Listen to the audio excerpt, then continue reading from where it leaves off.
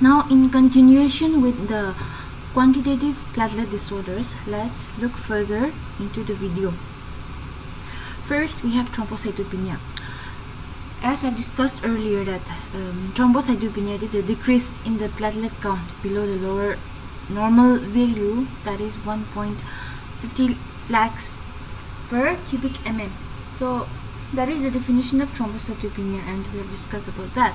Now, coming to the causes of thrombocytopenia, I have discussed earlier the chart, but let's look again further into the causes.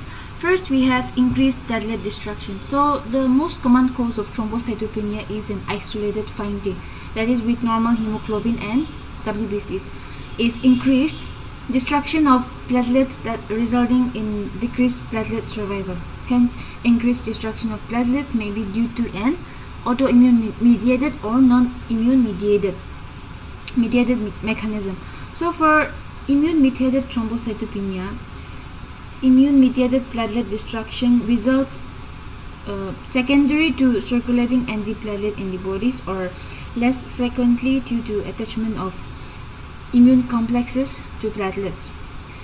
The antiplatelet antibodies can be directed against a self-antigen on the platelets, that is autoantibodies, or non-self antigens, we call it alloantibodies.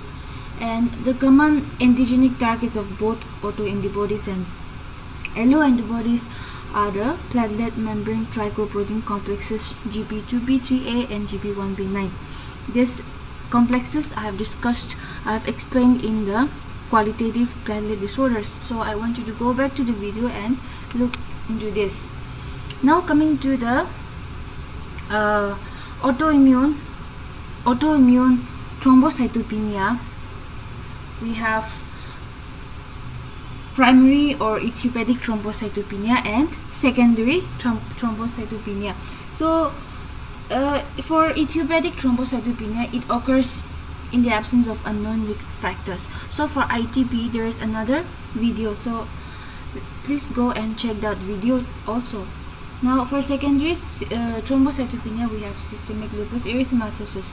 Now, coming to the alloimmune thrombocytopenia, the alloantibodies may develop after platelet transfusion or when platelets cross the placenta or placenta from the fetus into the pregnant mother.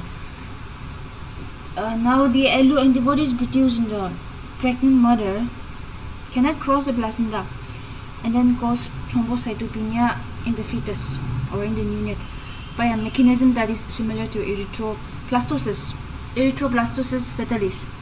Now, coming to non-immune mediated thrombocytopenia,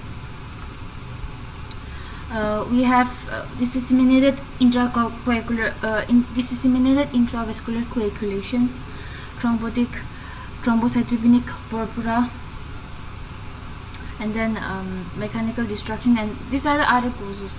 Coming to decreased production of platelets, this group is characterized by the failure of the bone marrow to deliver adequate number of platelets to the peripheral blood. It can consist of generalized primary disease of bone marrow, and then bone marrow invasion or infiltration, and selective separation of the megakaryocytes, and ineffective erythropoiesis. So, ineffective erythropoiesis, because of the impaired DNA synthesis and nutritional deficiency of vitamin B12 or folic acid, this occurs. Coming to sequestration, hypersplenism. It is a syndrome which is associated with increased sequestration or pooling of platelets in the skin, and then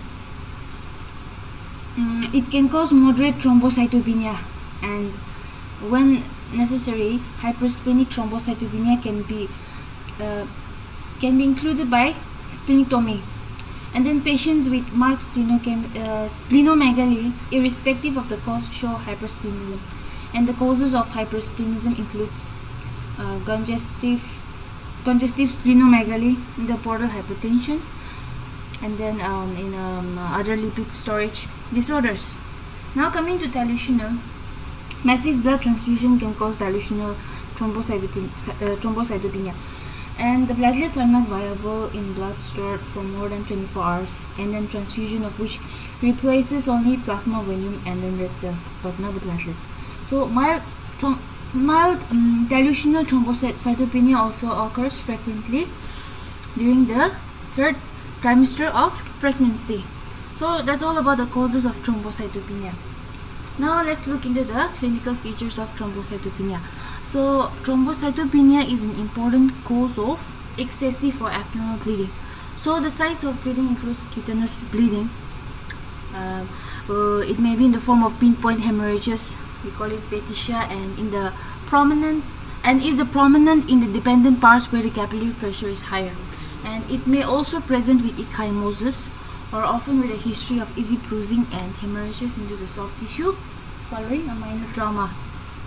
We have mucosal bleeding. It manifests as gum bleeding, epistaxis, and hematuria. And it may manifest first with melena, hematuria, or excessive menstrual flow. And in the central nervous system, intracranial bleeding or subarachnoid and intracerebral hemorrhage are very serious consequences of thrombocytopenia.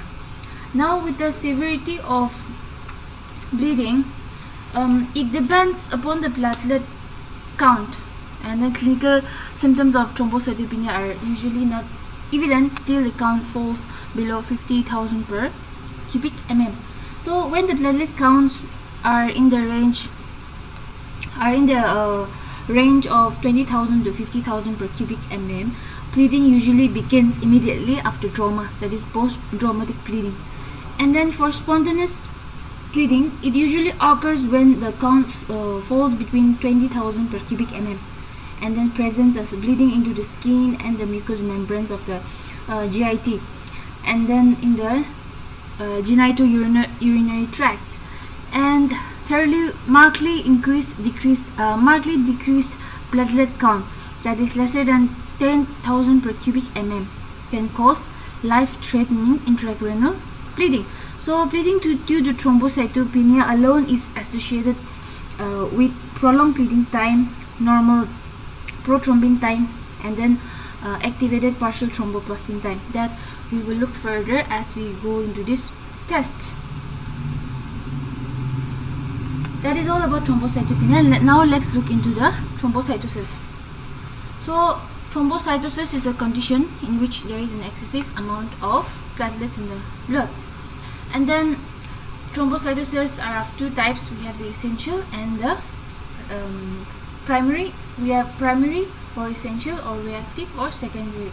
So coming to the essential primary thrombocytosis, essential thrombocytosis or simply ET or primary thrombocytopenia is a rare disorder in which the body produces too many platelets for unknown reasons, and then this can cause abnormal blood clotting or either bleeding.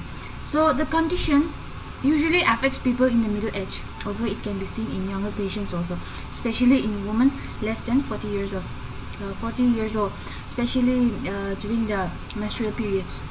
We can see that. Now, the risk factor includes the causes of ET are still unknown, but about half of ET patients have a mutation called JAK2 mutation, or we call it Janus kinase 2, within their blood-forming cells, which lead to many characteristic features of the disease. So JAK2 is a tyrosine kinase functions as intermediate between cell membrane receptors for hematopoietic growth factors and downstream signaling molecules.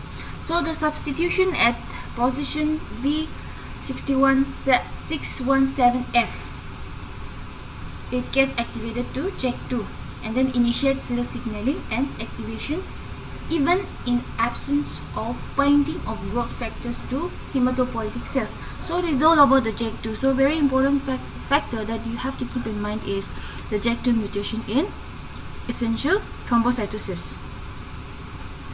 Now coming to the diagnosis, it is often detected on blood tests done for other reasons before there are any symptoms and then additional tests may include complete blood count to measure the amount of the platelets in the blood, second, we have the blood smear, so examination of blood samples under a microscope to see if the platelets are enlarged or clumped together.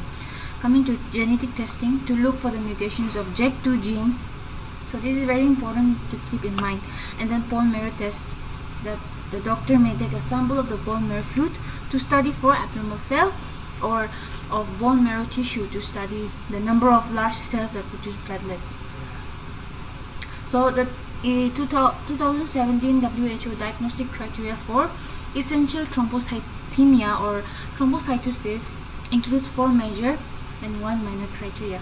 So we have the platelet count that is greater than 450,000, and then bone marrow biopsy showing megakaryocyte lineage with increased numbers of enlarged mature megakaryocytes with no significant increase in neutrophil granulopoiesis or erythropoiesis, and rarely minor reticulin fibers, and then not meeting WHO criteria for CML, polycythemia vera, primary myelofibrosis, myelodystic, this MTS syndrome, or other myeloid neoplasms, and the presence of JAK2 or CALR or MPL mutation.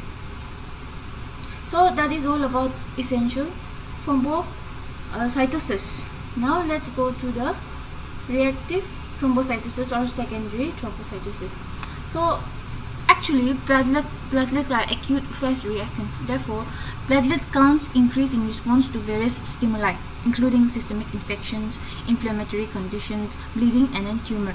So this phenomenon is called reactive or secondary thrombocytosis, which is a benign form of thrombocytosis. So in comparison with the clonal thrombocytosis or primary or essential thrombocytosis, it is an unregulated abnormality of platelet production due to a clonal expansion of bone marrow progenitor cells. Now coming to the pathophysiology, it may vary depending upon the causes of thrombocytosis. So elevated platelet counts can be due to megakaryocyte proliferation or decreased platelet sequestration or increased cytokine production, which stimulates the platelet production. So megakaryocyte proliferation can be seen with iron deficiency or blood loss. Decreased platelet sequestration occurs in conditions such as asthenia, and then overproduction of pro-inflammatory cytokines such as interleukin IL-1, interleukin 1, interleukin 6, and interleukin 11 occurs in the chronic inflammatory, infective, and malignant states. And then elevated levels of interleukin 1, interleukin 6, C-reactive proteins, granulocyte stimulating factors, and then granulocyte macrophage colony stimulating factors lead to the macrocyte growth and increased production of platelets as a part of the secondary thrombocytosis. So here is a picture that shows that underlying disease that stimulates the synthesis of TPO that increases megakaryocytopoiesis and then platelet production. We have increased megakaryocytes here, so we have increased platelets and then increased thrombopoietin. TPO is thrombopoietin. Now coming to the approach considerations or laboratory considerations, the laboratory workup is suspected cases of secondary thrombocytosis includes ESR, C-reactive protein cytogenetic analysis. We have leukocyte alkaline phosphatase or lab score, or vitamin B12, or ANA, rheumatoid factor, iron studies, peripheral blood smear view, and then bone marrow aspiration and biopsy. So that is all about thrombocytosis and thrombocytopenia. In the next video, let's have a summary over this topic.